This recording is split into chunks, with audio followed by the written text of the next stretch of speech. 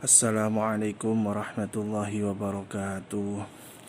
Bismillahirrahmanirrahim. Maulaya salli wa sallim daiman abada ala habibika khairi khalqi kullihim huwal habibul ladzi turja syafa'atuhu likulli hawli minal ahwali muqtahami ya rabbi bil Mustafa balligh maqasidana waghfir lana ma madha ya wasi'al karami. Bismillahirrahmanirrahim. Subhanakallahumma Rabbana la ilma lana illa ma 'allamtana innaka antal alimul hakim. وتب علينا إنك أنت التواب الرحيم وتقبل منا إنك أنت السميع العليم وعلمنا من لدنك علما نافعا يا ذا الجلال والإكرام اللهم افتح لنا حكمتك وانشر علينا رحمتك يا ذا الجلال والإكرام. بسر الفاتحة. أعوذ بالله من الشيطان الرجيم. بسم الله الرحمن الرحيم. الحمدلله رب العالمين الرحمن الرحيم مالك يوم الدين إياك نعبد وإياك نستعين اهدنا الصراط المستقيم صراط الذين أنعمت عليهم غير المغضوب عليهم ولا الضالين آمين. بسم الله الرحمن الرحيم. الحمد لله رب العالمين والصلاة والسلام على أشرف الأنبياء والمرسلين سيدنا ومولانا محمد وعلى آله وصحبه أجمعين. أما بعد. قال المؤلف رحمهم الله تعالى ونفعنا به وبعلومه وأمدنا بأسراره وعد علينا ببركاته آمين يا رب العالمين. Alhamdulillahi rabbil alamin. Kita sedaya sampun masuk wonten bulan Ramadan. Wonten pengaosan punika niki pakai kitab Arba'in Nawawi. Saderengipun dimulai monggo kita tawassul dumateng para musannaf, para mu'alif lan sedaya guru-guru kita lan para ulama, sedaya guru-guru saking guru-guru kita sampai dumateng Kanjeng Nabi Muhammad sallallahu alaihi wasallam. Wabil khusus dumateng murabbir ruh Syekh Jamaluddin Ahmad, sedaya keluarganipun Syekh Idris Jamaluddin, kita tawasulkan dumateng beliau-beliau dan mugi-mugi pengaosan kitab Arba'in Nawawi punika kita sedaya saged istiqomah, saged memberikan mengambil manfaat napa ingkang dipun kaji. Ila hadratin Nabi Mustafa Muhammad sallallahu alaihi wasallam thumma jami' khiyamihi al-anbiya wal mursalin wal awliya wasyuhada wassalihin wassahabat wa tabi'in wa ulama wal 'amilin khususan Syekh Abdul Qadir Jalani Abu Yasir Muhammad al-Amri al-Hasan al-Subhan al-Hadash wa ila jami'ihim min subhan al-Hasan wa al-mahzuma fata bin azim Abdul Aziz wa muslim wa furihim wa ila hadratin musaqim وصلي وفرائهم وإلى جهودهم وما رجع من القبول المسلمين ومسلمات ومن المشايخ والأقارب على بخصوصنا بأنا وأمهدنا وجدنا وجدنا المشايخنا ولا خصوص قدوس المؤلف هذا الكتاب رحمن الإمام يحيى بن شرف الدين النووي وأصله وفرعه ولا خصوص خصوصا إلى حضرة مربي روح إلى جملة وأصله وفرعهم بأن الله يعلي درجة في الجنة وينفعنا بأسرارهم وأنوارهم وعلومهم وبركاتهم في الدين والدنيا والآخرة بسر الفاتحة. أعوذ بالله من الشيطان الرجيم. بسم الله الرحمن الرحيم. الحمد لله رب العالمين الرحمن الرحيم مالك يوم الدين إياك نعبد وإياك نستعين اهدنا الصراط المستقيم صراط الذين أنعمت عليهم غير المغضوب عليهم ولا الضالين آمين. Bismillahirrahmanirrahim. Alhamdulillahi rabbil alamin qayyumis samawati wal ardina mudabbiril khalaiqi ajma'in ba'ithir rusuli shalawatuhu wassalamuhu alaihim ilal mukallafina lihidayatihim wa bayani syara'id dini bidalailil qad'iyyati wa wadihatil barahini Bismillahi kelawan nyebut asma Allah. Allah Ar-Rahmani dakang welas asih ing dalem dunya lan akhirat. Ar-Rahimi tur dakang welas asih ing dalem akhirat blaka. Lafaz Bismillahirrahmanirrahim niki kok maknai Bismillahi kelawan nyebut asmane Allah niku nggih angsal. Syekhina Maimun Zubair niku guru kula niku kok maknai lafaz Bismillahirrahmanirrahim niku Bismillahi kelawan nyebut asma Allah. Keranten napa kok Bismillahi kelawan nyebut asmane Allah kok ditambahine niku nuduhno berarti sing disebut nama Asmaul Husna niku mboten namung kalih, mboten Ar-Rahman Ar-Rahim tetapi 99. Sedangkan yang disebutkan di lafaz Bismillahirrahmanirrahim niki namung lafaz Ar-Rahman dan Ar-Rahim. Sehingga niku nggih sae niku macane Bismillahi kelawan nyebut asma Allah. Kok ana kiai, kok ana ustad, ana sinten mawon kok maos Bismillahi kelawan nyebut asma Allah nih, asmane Allah niku nggih mboten napa niku nggih padha bener. Tapi ana sing luwih bener. Jadi Bismillahi kelawan nyebut asma Allah. Niku saking guru kula ngoten. Kok nanti macane Bismillahi kelawan nyebut asmane Allah niku nuduhno bahwa Allah niku namung mboten disifati Ar-Rahman Ar-Rahim. Melainkan niku Allah niku disifati dari sifat 99 termasuk Asmaul Husna niku. Tetapi yang disebut mriki niki adalah namung dua sifat yaitu Ar-Rahman dan Ar-Rahim. Sehingga yang baik untuk membacanya atau untuk memaknainya niku adalah Bismillahi kelawan nyebut asma Allah. Allah sing disifati Ar-Rahman dan Ar-Rahim. Niki harus dipahami.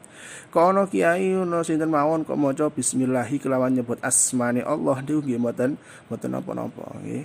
Mboten niku nggih padha bener. Jangan sampai menyalahkan bahwa maca niku salah, macane luwih bener aku mboten angsal. Maca napa mawon niku nggih padha bener. Sehingga santri iku apa kudu luas nggih, kudu ombo secara pemahaman. Sehingga dalam konsep fikih itu ada bahrul qalbi, kudu nyegoro atine benyegoro sehingga mendapatkan ono konsep al-ulama al khilafu ulama iku rahmatun, perbedaan suatu ulama adalah rahmat. Itu karena apa? Karena dalam hati dirinya itu memiliki bahrul qalbi. Ini harus dipahami. Sehingga kalau maknane Bismillahi kelawan nyebut asma Allah, kalian nyebut asmane Allah niku nggih mboten napa-napa padha bener. Tapi niki kula enggak ada syarat dugi Mbah Mun. Jadi maca niku Bismillahi kelawan nyebut asma Allah karena Allah niku namung disifati Ar-Rahman dan Ar-Rahim, mboten disifati dari 99 atau Asmaul Husna. Ismun, jadi ismun temriki niku benten dengan ismun yang dimusnadkan atau yang disandarkan dengan makhluk. Jadi ini ismun temriki ismi fadl. Jadi lafaz ismi di lafaz yang disandarkan dengan lafaz fadl itu mboten ismi yang ngene lafaz bismillah. Lafaz bismillah niki ismi yang memiliki makna apa? Agung, mulai makna apa? Mulya. Jadi ta'zimul lafzi bismi bil lafzi bismillahirrahmanirrahim. Jadi lafaz keagungan Gusti Allah. Tapi menggunakan lafaz ismi. Kelawan nyebut asma Allah niku berarti apa? Kelawan nyebut asma keagungan lafaz Allah. Jadi ismun temriki niki bismi niki lafaz ismun niku mboten napa jenenge? Mboten sama dengan tidak muwafaqah, tidak sama dengan lafaz ismun yang disandarkan kepada apa? Makhluk yang disampaikan dengan manusia atau yang lainnya. Itu berbeda. Sehingga lafaz ismun temriki niku adalah ismun yang memiliki apa? Agung, punya makna mulya, ta'zim, paham ya? Ini kita ta'zim. Sehingga niku jangan disamakan. Jangan disamakan bahwa lafaz ismun temriki itu sama ismun ketika disandarkan kepada lafaz makhluk. Jadi contoh ismi fadl, nama saya Fadl. Lafaz ismi Fadl itu adalah lafaz ismin atau ismun. Jadi berbeda dengan ismun pada lafaz lafzul bismillah itu berbeda. Sing harus diperhatikan iki. Jadi santri kudu semerap ngeten iki nggih, kudu paham ngeten iki. Ben apa? Ben niku sampai niku ketika memaknai lafaz itu harus benar-benar paham apa lafaz yang dilakukan, apa lafaz yang digunakan. Ben apa sampe niku mikir karena santri itu kudu wa man tafakkara fis sa'ah khairun min ibadati sanah. Mikire santri sak jam iku luwih apik daripada apa ibadah sak tahun. Wah, perhatikan. Maksudnya dalam arti apa? Jadi lafaz ngeten iki contoh bismi itu kita harus apa? Bisa memaknai secara dalam. Kita itu harus apa? Memahami secara dalam. Sehingga niku ilmu niku kudu butuh sanad keilmuan. Tidak cukup dengan apa? Mengaji nggone online, ngaji nggone YouTube. Tetapi apa? Kita itu harus apa? Fil majalis ya. Fil hudhuril majlisi ta'lim wal muta'alim kudu hadir dalam satu tempat. Sebenarnya ngoten, sehingga kita bisa mengkaji itu benar-benar bisa apa? Bermuajah, bisa bertatap-tatapan, bertemu secara muka. Sehingga yang disampaikan itu tidak ada salah paham. Betul seperti itu. Ketika kita sudah bertemu seperti itu, maka kita itu akan mendapatkan istilah namanya sanad keilmuan. Sanad itu urut-urutan. Ilmu dari guru sampai kanjeng Nabi ku ilmu yang benar-benar yang tahaqququl ilmi. Benar-benar ilmu yang benar itu seperti itu. Tidak cuma apa?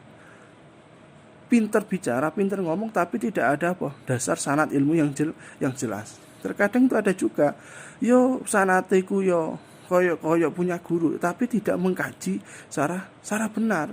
Jadi yang ngaji ambek guru niku ora tenanan, ora digaji secara mendalam. Sehingga itu apa? Syariat itu butuh orang-orang yang berani memberikan fatwa, memberikan suatu hukum, mengatakan iki boleh tidak, mengatakan iki api elek, ngejak perkara sing api atau elek, itu harus memiliki apa? Bisa mengkaji, pernah mengkaji ilmu secara mendalam. Tidak cuma sekedar tok ngaji nduk ngene guru cuma 3 tahun, 2 tahun, tapi dia tidak bisa menguasai dari keilmuan tersebut. Kemudian kok memberikan fatwa itu salah ya. Hati-hati itu akan menjadi ada tuntutan. Sehingga dalam ilmu itu harus dikaji secara dalam. Benar-benar harus dikaji. Itu harus perhatikan. Enggak cuma sekedar santri itu cuma ngaji tok mondok duit turu ngopi. Mboten, tapi harus apa? Benar-benar mengkaji secara keilmuan itu secara mendalam. Sehingga apa? Paham. Sehingga konteks yang disampaikan dalam suatu lafaz itu bisa dipahami secara mendalam. Sudah seperti ini, bismi, lafaz bismillahirrahmanirrahim ismun temriki itu tidak sama dengan lafaz ismun beda lafaz yang disandarkan dimusatkan kepada siapa? Makhluk. Contoh ismi fadl. Berarti ismi fadl ini tidak cukup bahwa ismi ada lafaz ismun atau lafaz ismi lafaz fadl tersebut itu sama dengan lafaz bismillah. Jadi ismun temriki adalah ini makna apa? Mengagungkan atau memuliakan Gusti Allah. Allah ta'zim. Paham ya? Itu untuk mengagungkan nama Gusti Allah. Jadi maknanya ngene sebenarnya iku. Bismillah kelawan nyebut asma Allah sing kelawan nyebut asma lafaz Allah. Paham ya? Lafaz Allah sing memiliki agungan. Agungi lafaz Allah. Bismi kelawan agungi lafaz Allah. Ngoten bisa nggih. Tapi secara letternya, secara konteksnya itu tidak seperti itu ya. Jadi ketika saya membaca seperti itu tinggal juga kurang tepat, sehingga gue boleh saya maca bismillahi kelawan apa agungane lafaz Allah mboten. Tapi di situ itu harus sesuai dengan sesuai dengan konteksnya. Karena konteksnya di sini adalah ismun, sehingga kita ikut sanad guru kita. Ini butuhnya ngaji. Kita butuh sanad karena guru kita itu membacanya bismillahi kelawan nyebut asmani atau asma Allah. Karena kok nanti yang dimaksud takzim itu adalah suatu apa? Pengkajian lafaz tok, pengkajian keilmuan dalam lafaz bismun tersebut. Paham nggih? Jadi lafaz bismillah seperti itu.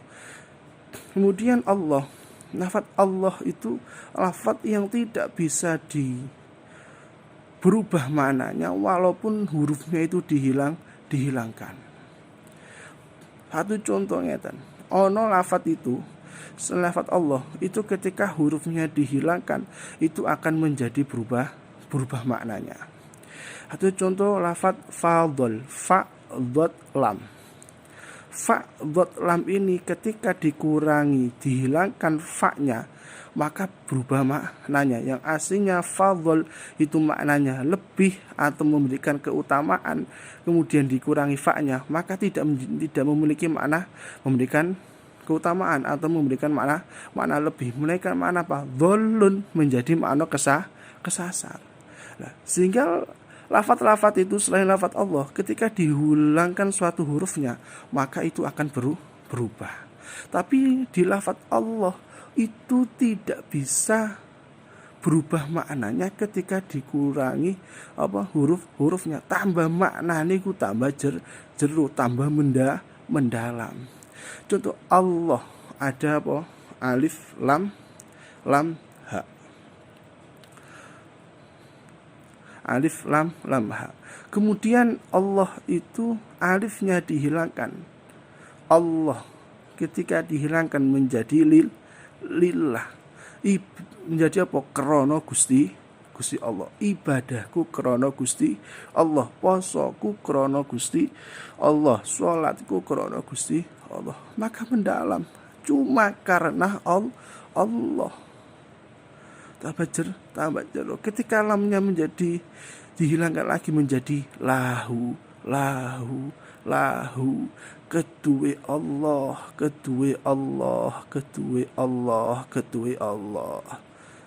Tambah jero. Uripku matiku kabeh iki tak serahno nang Allah. Kuduwe Allah, karena apa wae iku sing gawe Gusti Allah. Tambah jero maknane. Cara mendalam tambah jero. Apalagi ketika nanti lamnya dihilangkan menjadi apa? Hu.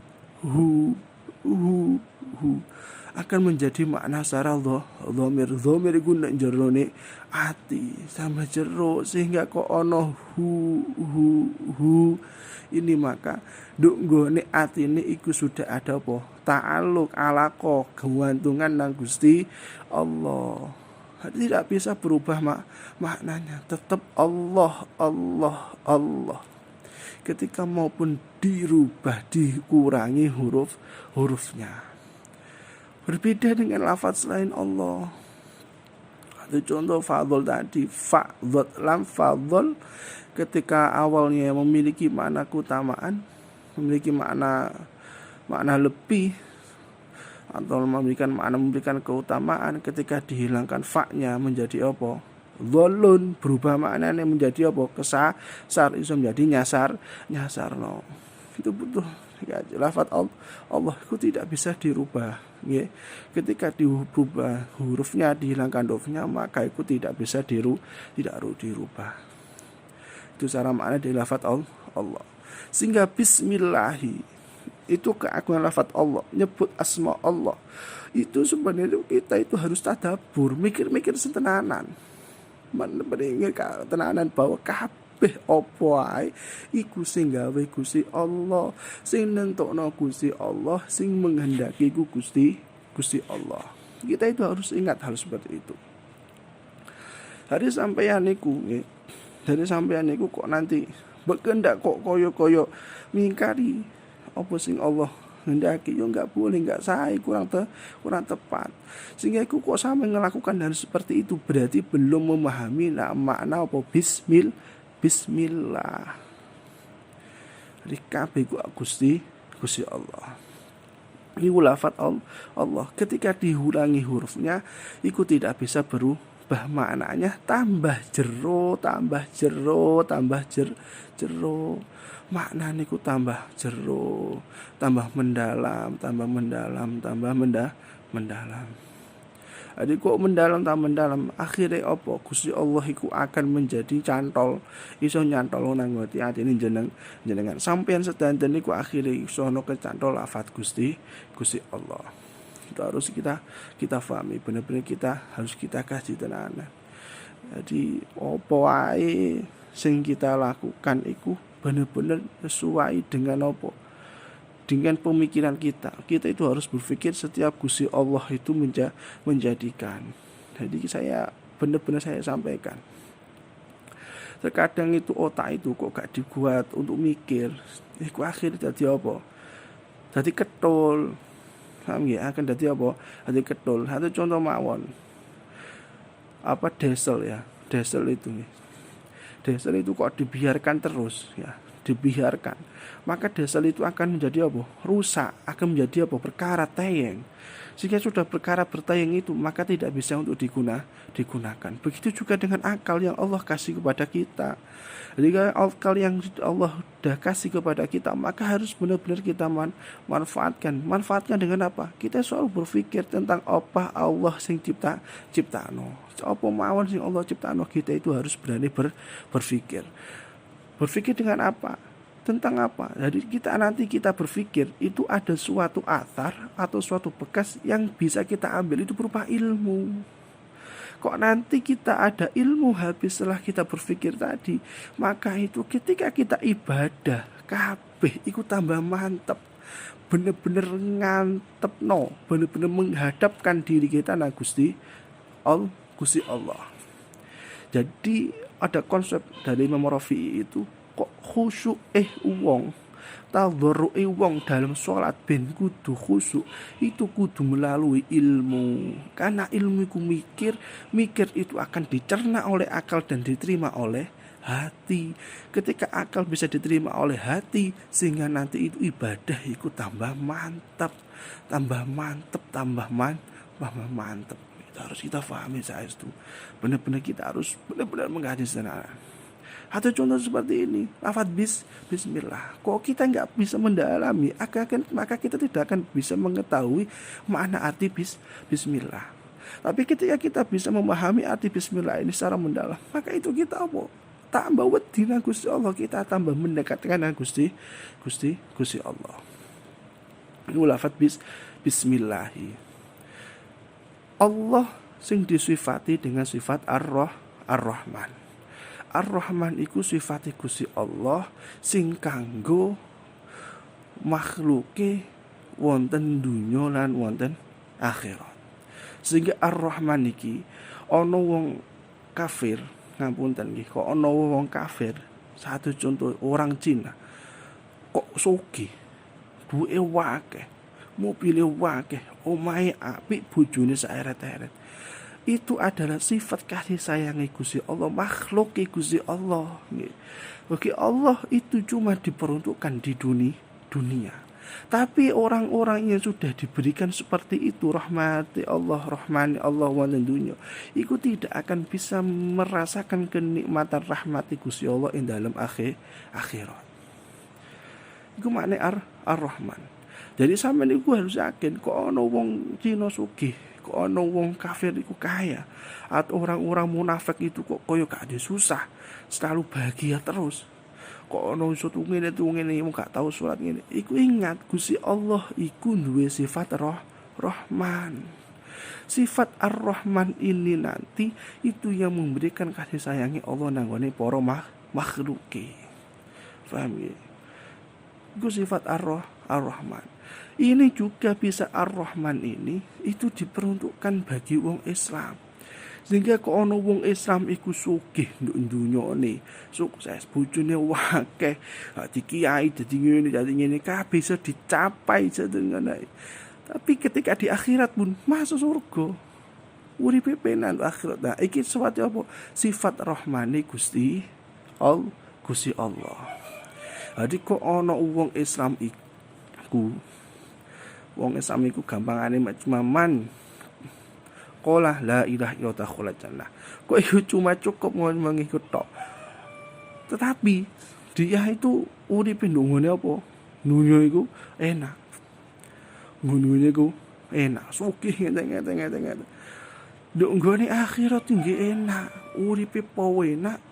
Bisa enak sak koyo-koyo penake sing hasil dunia iku bisa menjadi apa wasilah, bisa menjadi perantara orang itu masuk surga. Uripe nduk akhirat enak, nduk dunia enak, akhirat enak. Nah, ingat iku adalah sifat rahmani Gusti Allah. Kita itu harus mantap ngoten lho.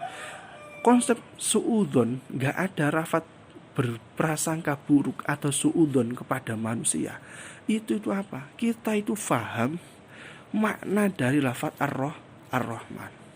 Jadi Imam Suyuti itu pernah mengatakan, kok faham Ar-Rahman Gusti Allah, maka kita itu tidak akan merasakan rasa iri. Kok ono uang iku sugih, iso tuku Alphard, iso tuku mobil Fortuner dan lain-lainnya. Wong iku kok duwe wae ngene-ngene. Kok sampean ra sifat ini? Berarti sampean iku tidak bisa memahami sifat Rahmani Gusti Allah. Tidak mantep nangone Rahmani Gusti Allah. Karena apa? Karena sifat Ar-Rahman itu nantinya kok ditanamkan dari diri sampean, maka suudzon enggak ada. Kok ana wong sugih ngeten-ngeten, akhirnya sampean memahami iya iku Rahmane Gusti Allah. Berarti wong iku disayang Gusti Allah ing dalem apa? Dunya, ngoten lho. Disayang Gusti Allah ing dalem dunya. Tapi yang mbono akhiratnya menika kaya apa? Akhirnya sampean kok sudah merasakan hal seperti itu, nanti sampean itu nggak akan gampang untuk merasakan iri hati, tidak dirasakan berprasangka buruk kepada orang lain. Jika iku wong kok gak tahu sholat kok sugih, loh sampean ingat bahwa orang-orang tersebut itu masih dikasih sayang Gusti Allah, dikasih sifat Rahmani Gusti Allah. Paham ya? Nah ini harus kita pahami saestu.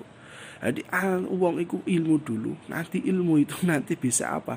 Merasuk nanggone akal, berpikir, sehingga kita berpikir nanti bisa diterima oleh hati.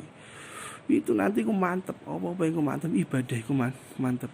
Gak usah gaya-gayahan, ora usah pakaian sing ngeten-ngeten ben ketok diceluk ustaz, diceluk kiai ngeten posting ngeten-ngeten, tapi satu tok, sampai niku mantep, pahamono tenanan setiap lafaz yang ada apa? Di lafaz bismillahirrahmanirrahim. Paham ya? Itu butuh sekali. Sehingga Ar-Rahman itu hurufnya ada berapa? Ada 6. Ada alif, lam, ra, ar-roh. Nah, ada ha, mim, nun, 6. Ar-Rahmani Rahim.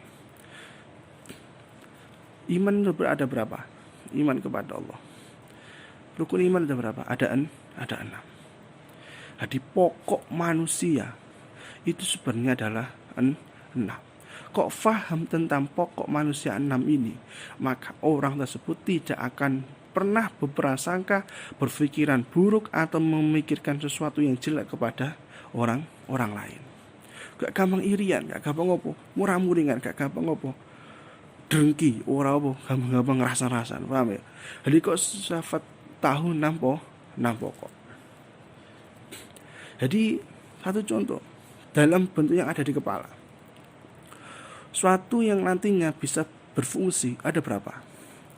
1 mulut, 2 telinga, paham ya? 2 telinga. Ketiga apa? Hidung. 1 mulut, 2 telinga, 3 hidung. 4 apa? Mata. Paham ya? 4 mata. Kemudian yang keenam apa? Dubur. Paham ya?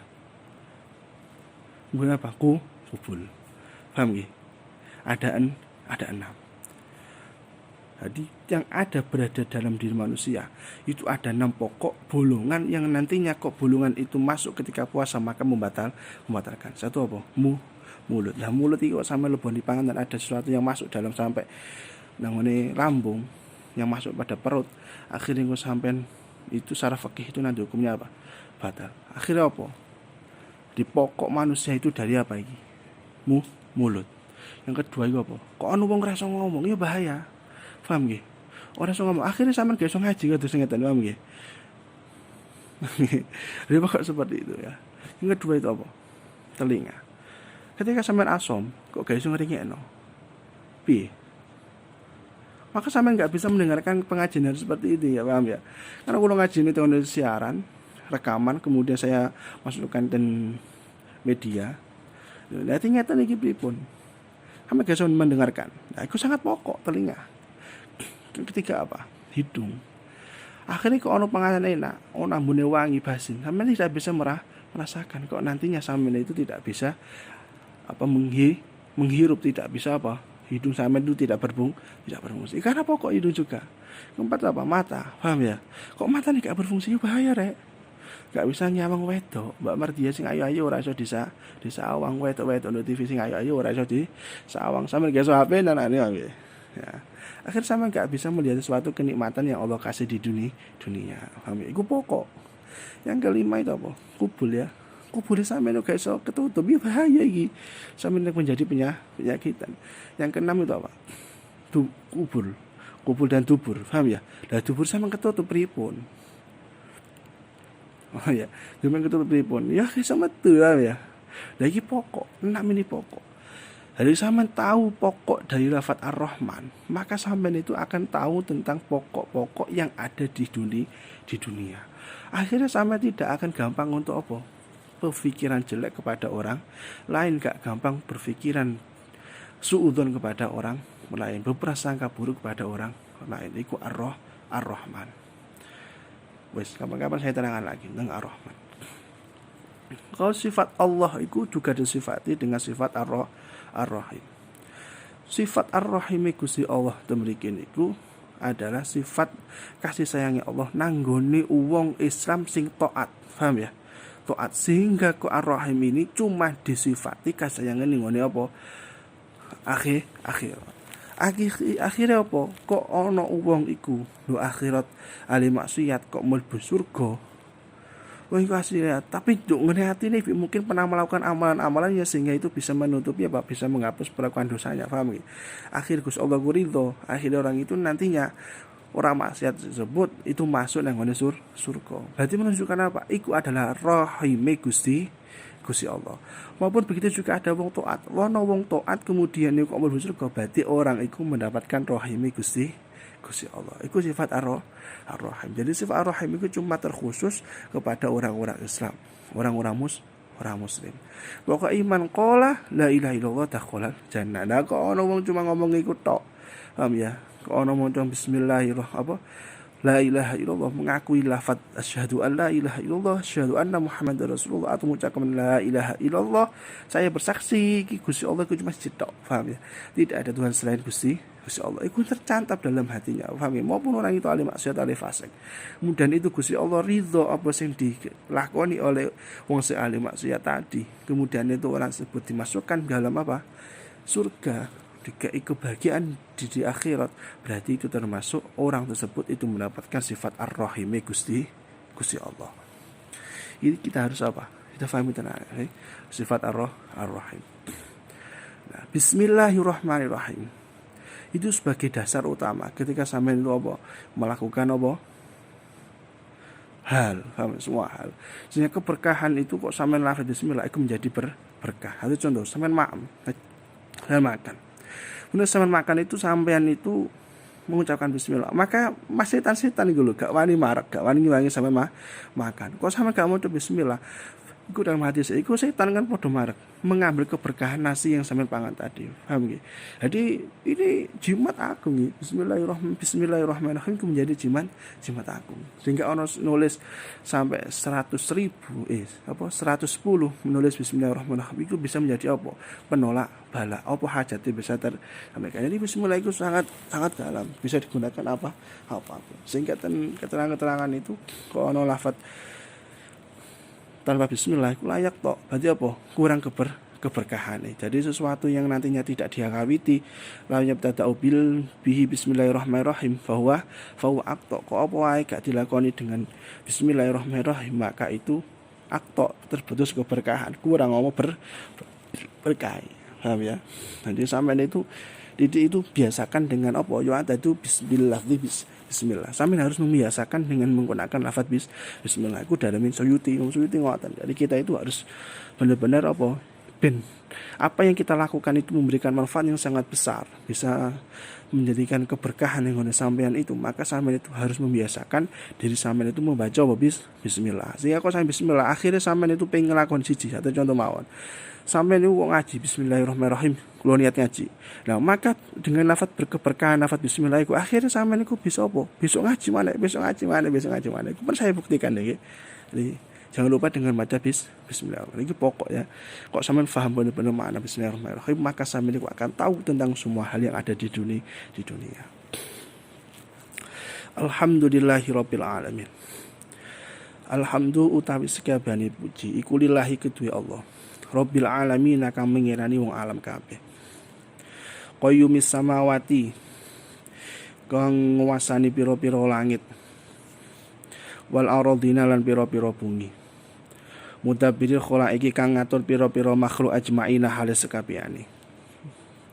Di alhamdulillahi rabbil alamin. Rabbi itu ada dua istilah ya. Ada lafaz Rabbi, ada lafaz ilah, ono lafaz apa? Malik. Ya. Ada 3 istilah. Jadi lafaz Allah itu bisa digunakan dengan apa? Makna 3, yaitu dengan makna ilah, makna apa? Rob, dengan juga makna Malik. Ta'ayyunul awal dalam bahasa fikih ya. Ta'ayyunul awal itu berarti lafaz ta'ayyun awal itu lafaz Allah. Jadi lafaz Allah itu kok dikurangi hurufnya maka tidak bisa berubah. Seperti keterangan saya tadi. Iku ta'ayyunul awal. Ada lafaz Allah iku ta'ayyun apa? Ta'ayyunus tsaniyah atau ta'ayyunus tsani kalau bahasa fikih itu ya. Ta'ayyunus tsaniyah atau ta'ayyunus tsani itu berarti apa? Jadi ada lafaz Allah itu suatu lafaz yang nantinya itu bisa digunakan untuk menunjukkan makna apa? Lafaz Allah. Allah itu secara makna dhamirnya, secara konteksnya itu adalah al-wahid. Paham ya? Keesaan, memberikan makna satu. Ada sesuatu lafaz yang nantinya itu bisa digunakan menggunakan makna satu. Itu adalah lafaz Rabb, lafaz ilah dan lafaz apa? Malik. Paham ya? 3 ini itu memiliki makna apa? Wahidah atau satu, menunjukkan makna suatu keesaan. Lafaz ilah atau contoh. Lafaz ilah itu bisa diartikan dalam konteksnya. Lafaz ilah itu memiliki makna apa? Ketuhanan. Nah, lafaz Tuhan berarti itu menunjukkan makna apa? Wahdanya satu. Dan lafaz ilah itu bisa digunakan pada lafaz apa? Bisa digunakan pada lafaz Allah. Lafaz ilah itu digunakan biasanya untuk menunjukkan suatu penciptaan Gusti Allah. Berarti menciptakan sesuatu yang menjadi diri penciptaan Gusti Allah itu bisa menggunakan lafaz ilah. Kalau Rob itu dalam konteks bahasanya, kalau saya pernah baca itu, kata Rob itu menunjukkan berarti itu juga makna apa? Kesatuan. Berarti kesatuan itu menunjukkan apa? Al-wahdina, keesaan. Faham? Satu, memiliki makna satu. Biasanya Rabbil alamin itu di lafaz Al-Fatihah. Alhamdulillahi rabbil alamin. Kemudian di Iqra bismi rabbikal ladzi khalaq. Nah, biasanya itu menunjukkan suatu yang menunjukkan suatu alam. Tentang menciptakan suatu alam itu biasanya menggunakan konteks dengan lafaz Rabb. Paham ya? Kalau Malik itu menggunakan lafaz yang nantinya menunjukkan suatu makna mengerajani, menguasai. Nah, biasanya Allah kok menunjukkan ayat yang menunjukkan makna menguasai atau mencakup keseluruhannya. Itu biasanya itu menggunakan makna Malik. Nah, Malik ini biasa menunjukkan tentang kekuasaan Allah kepada orang-orang kafir. Biasanya menggunakan lafaz Malik. Dari 3 lafaz ini yang bisa digunakan pada lafaz Allah, lafaz Rabb, lafaz ilah dan lafaz Malik. Dan lafaz ini nantinya itu bisa digunakan sebagai apa? Itu juga bisa digunakan sebagai lafaz yang bisa 3 lafaz ini bisa digunakan pada lafaz Allah. Ya harus pahami ya. Dari sampean itu harus maca titik Rob iki apa? Alamin iku lah penggunaan alamin iku harus kita kaji sebenarnya ya. Kita kaji iku gak dikaji nek kene gak mari-mari. Akhirnya belajar itu juga seperti itu. Jadi belajar itu sampean itu harus bisa memahami, mendalami setiap lafaz-lafaznya. Tidak dibaca global. Orang mau terjemah, orang mau apa kita peduk ya. Hari apa? Jadi si benar-benar santri itu bisa membaca secara mendalami tentang konteks yang ada di lafaznya. Bisa dikembangkan itu nanti paham nggih. Itu belajar yang baik. Qayyumus samawati wal aradhina mutabil khalaiq ajmain. Gusti Allah iku apa? Sing menguasai kabeh. Qayyumus samawat. Yang bisa menguasai tentang langit dan bumi. Jadi kabeh dunya iki kabeh iku dimulai Gusti Allah mutabil khalaiq. Yang mengatur semua makhluk Gusti Allah. Ana urid wa anta turid ya Allah yaf'alu ma yurid. Terkadang itu ngeten ya. Saat kita dalam suatu pandemi yang sangat luar biasa. Terkadang itu kok hati-hati di hati kita kok sampai merasakan bahwa Allah itu memberikan azab kepada kita, penyiksaan terhadap kita dengan adanya virus-virus seperti ini, pandemi corona seperti ini, atau COVID-19. Itu hati-hati. Khawatir nantinya itu bisa linaksul iman, bisa mengurangi sampeyan itu kekurangan iman sampeyan namune matepena Gusti Allah. Karena apa? Karena kabeh-kabeh iki adalah mutabirul khalaik. Paham nggih? Kabeh ku sing ngatur Gusti Allah. Di balik semua ini itu ada fadilahnya. Ada suatu manfaat yang tidak sampeyan ketahui. Itu contoh ngeten mawon. Kita kan santri ya. Bendino ketika awal Ramadan kita itu memiliki biasanya di pondok, paham ya? Baru pertama kali ini, berarti apa? Kita itu harus bisa merasakan disyukuri dengan adanya COVID seperti ini. Kita itu bisa apa? Berkumpul dengan keluarga, bisa merasakan buka bersama satu full Ramadan di mana griya di rumah. Kita harus berpikir seperti itu. Jangan berpikir tentang bagaimana COVID-nya tadi. Biasanya sampai COVID ngono, akhirnya sampai aku mikirin liburan gak jalan-jalan. Liburan gak jalan-jalan. Gara-gara COVID ini jenuh dengan pondok kan. Terus sampai niku ngoten. Kok dalam sampai niku ono tidak ada keyakinan bahwa sing ngatur kabeh Gusti Allah. Itu bahaya itu ya. Bahaya. Akhirnya kita harus sampai pahami, berarti semua yang di sini itu adalah semuanya itu adalah mutabiril khalaik. Ba'ithir rasuli, Allah kang ngutus pira-pira utusan. Sholawatuhu kang utawi pira-pira rahmate Allah. Wassalamuhu lan pira-pira keselamatane Allah iku alaihim tetep ing ngatasi ajmaina. Ilal mukallafina tumeka maring pira-pira mukallaf. Nah, ini Allah iku ngutus para rasul itu kabeh nang ngene para mukallaf, sehingga yang dikhitabi untuk bisa melakukan suatu yang hukumnya wajib, sunnah, makruh semuanya yang bisa mendapatkan pahala dan semuanya itu adalah orang-orang mukallaf. Jadi orang mukallaf itu ada dua konteks dalam fikih ya, harus pahami. Adalah balik itu ana kalane iku apa? Ikhtilam, paham ya? Ana kalane mimpi basah. Itu ketika buat laki-laki atau laki-laki itu bisa apa? Inzal itu ketika kumbuh diikrah dengan dipaksa sehingga keluar maninya, atau dengan ikhtilam itu sama, itu namanya balik. Kemudian buat perempuan itu apa? Keluarnya darah damul haid, yakhruju damul haid, metune apa? Darah haid. Dari metune darah haid iki yang menunjukkan nanti kebalikan suatu apa? Seseorang tidak tergantung dari usianya, tapi tergantung dari apa? Bentuk-bentuk balik tersebut. Kalau laki-laki ikhtilam atau inzal, atau yang perempuan itu adalah apa? Keluar damul haidi. Dan yang kedua itu apa? Berakal ya, akil ya. Wong akil kok ono gendeng iku gak termasuk mukallaf nggih. Jadi enggak ada kewajiban untuk keturutan dalam melakukan suatu kewajiban. Gak wajib sholat ya. Wong gendeng lah, wong saker, wong mendem, kadang ya ono sing ulama mewajibkan dan lain-lainnya masih paham ya. Atau wong sing mubalik, paham ya. Atau mumare wong semapet iku ya. Wong pingsan iku nantinya juga dikategorikan apa? Mukallaf. Karena mukallaf itu ada dua konteks, yaitu balik dan apa? Berakal. Sampai di sini. Jadi Allah itu mengutus dari semua utusan para rasul itu bagi orang-orang mukallaf. Bagi arek cilik sing ora balik, sing ora mukallaf yo gak ono ketutupan, paham ya? Gak ada kewajiban. Jadi kewajiban yang disampaikan kepada rasul kepada umatnya itu adalah bagi orang-orang mukallaf.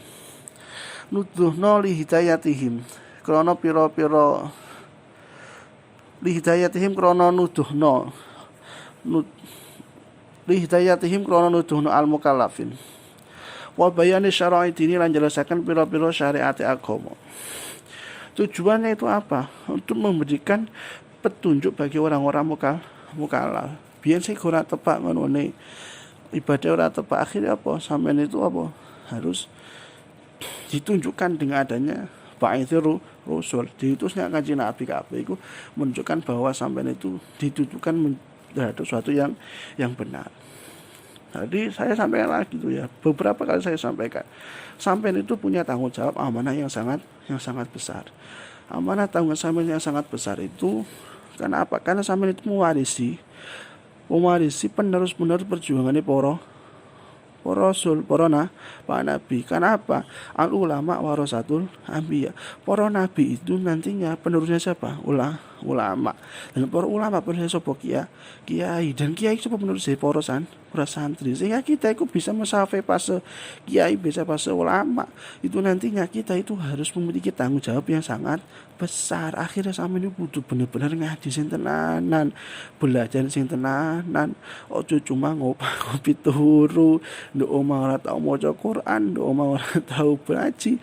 Yang digunakan iku HP, TV, teleponan. Hai beb, pun maem dereng. Nah, iku bahaya gue. Diimbangi ngoten lho, sampeyan ngoten ya harus diimbangi dengan apa? Kaji Qur'ane ya dibaca, jadi pajangan tok. Karena kita itu punya tanggung jawab yang sangat besar. Karena kita itu adalah penerus para ulama, para kiai iku penerus para ulama iku penerus para nabi. Ya, ini wabayane syara'id ini kita itu juga ada. Rasul itu juga sebagai apa? Penjelas dari penunjukan syarat-syarat agama. Bidala itu qotiyati kelawan piro-piro dalil kang pasti. Bidala ini kelawan piro-piro dalil al-qotiyati kang pasti. Wa wadhihatil barahini lan penjelasi piro-piro bukti. Wa wadhihatil barahini lan jelasaken piro-piro bukti. Kanjeng Nabi semua itu dengan tujuan yang apa? Memberikan bisa diterima itu adalah bidalail qotiyah. Bidalail qotiyah itu ngeten ini. Ada dua pemahaman yang harus kita tahu. Bidalail qotiyah itu adalah konteks yang bisa kita pahami dengan apa? Dengan nas. Nas itu kita bisa terima dengan bukti yang disampaikan itu boleh tidak. Itu lewat apa? Kajian Al-Qur'an, hadis, ijma dan qiyas atau dari kitab-kitab ulama salafus saleh. Yang pertama, yang kedua, bid'ah qot'iyah itu apa? Kita itu boleh memahami sesuatu yang nantinya bisa memberikan fatwa penjelasan itu harus menjaluri apa? Akliyah. Jadi bid'ah ini dengan apa? Nalar, dengan apa? Berpikir, dengan apa? Narasi otak kita sehingga narasi otak kita itu bisa menunjukkan suatu dalil yang kebenaran. Sekarang itu tantangan kita itu sangat besar. Terkadang orang itu tidak butuh dengan kajian apa sing awal, paham ya? Bentuk nas Al-Qur'an hadis itu ngeten. Karena apa? Karena itu ada suatu penyusup nggih. Ono ustaz gak tahu ngaji ngarani saya berdalil dari Al-Qur'an, berdalil dari Al-Qur'an, berdalil dari hadis, berdalil dari cuma kesingatan. Tapi dia tidak pernah mendalaminya. Sehingga orang-orang itu sekarang kebanyakan tidak percaya dengan apa? Bidalil nas, paham ya? Bidalil qot'iyah yang menunjukkan suatu kenasan itu sudah jarang yang memahaminya. Gitu nih. Sehingga yang zaman sekarang itu bisa diterima itu adalah dengan apa? Bidalil qot'iyah itu dengan apa? Iki akliyah kita, paham ya? Otak kita, realitas kita, pemikiran, narasi-narasi otak kita itu kita harus tuangkan. Sehingga narasi kita itu harus dituangkan dengan ilmu. Kita samakan, kita gabungkan dengan ilmu sehingga yang kita akalkan itu berjalur sanad yang jelas. Itu namanya bidalil qot'iyah. Wawadhihatil barahini dan menjelaskan suatu bukti. Kita itu harus memiliki bukti yang nyata untuk memberikan suatu kebenaran, suatu ketetapan itu kita harus memiliki bukti. Bukti itu yang paling utama adalah dari diri kita. Paham ya? Dari diri kita. Kita itu bisa membuktikan orang itu baik atau salah, benar, iki ora apik ngene, iku liwat diri kita. Kok diri kita itu menjadi orang yang kurang, orang yang tengah. Akhirnya sampai itu tidak akan bisa menjelaskan bahwa di hatil barohin, tidak akan memberikan bukti nyata. Tapi ya wong iku nglakoni ngono cuma omongane ngene, kowe aja ngene, tapi sampe lakoni lah. Paham ya? Jadi bukti yang sekarang ya secara nyata untuk kita lakukan dalam bisa meneruskan perjuangan dari para rasul. Karena para rasul itu diteruskan oleh para ulama diteruskan oleh para kiai, sehingga kita itu penerus dari para kiai. Maka kita harus tahu makna dari apa? Wa di hatil barohin. Paham nggih? Nah, niki cukup nggih. Ini itu mukadimah awal. Jadi kita harus benar-benar dalam kita kesempatkan sedikit waktu nantinya untuk bisa mengkaji tentang apa kita Arba'in Nawawi. Jadi saya ingat hilang. Jadi siapa namanya Abu Hasan Al-Bisri itu. Abu Hasan Al-Bisri itu menjadi ulama yang bisa diterima di kalangan dimanapun. Beliau itu cuma cetok meyakini dia itu mempelajari kitab-kitab sing apa jarang dikaji oleh seseorang. Arba'in dulu itu sebagai pokok utama. Di dalam tenanan dari ulama-ulama kiai kita itu dulu memahami Arba'in Nawawi. sampai apal, bahkan sampai lari-lari sarang itu banyak yang menghafalkan tentang Arba'in Nawawi. Tapi sekarang itu jarang ya. Itu jarang. Akhirnya koyo-koyo kitab cilik-cilik itu jarang digunakan. Paham ya? Jarang digunakan. Akhirnya nggo kitab tebel-tebel tapi ora paham, paham ya? Mau pakai petok, pakai terjemah. Kok sampean pahami dari kitab yang paling kecil seperti ini? Nih, satu contoh mawon. Nanti kita itu sama akan bisa mendalam ilmu-ilmu yang lain. Kitab-kitab yang besar itu akan menganut dengan sendirinya. Ahmadu ala jami'i ni'amihi wallahu a'lam bissawab. Bismillahirrahmanirrahim. Rabbi fanfa'na bi barakatihim wahdina al-husna bi hurmatihim wa amitna fi tariqatihim wa mu'afatihim minal fitan. Bismillahirrahmanirrahim. Allahumma inni astawdi'uka ma 'allamtanihi fardudhu ilayya 'inda hajati ilayhi wa la tunsinihi ya rabbal alamin. Bismillahirrahmanirrahim.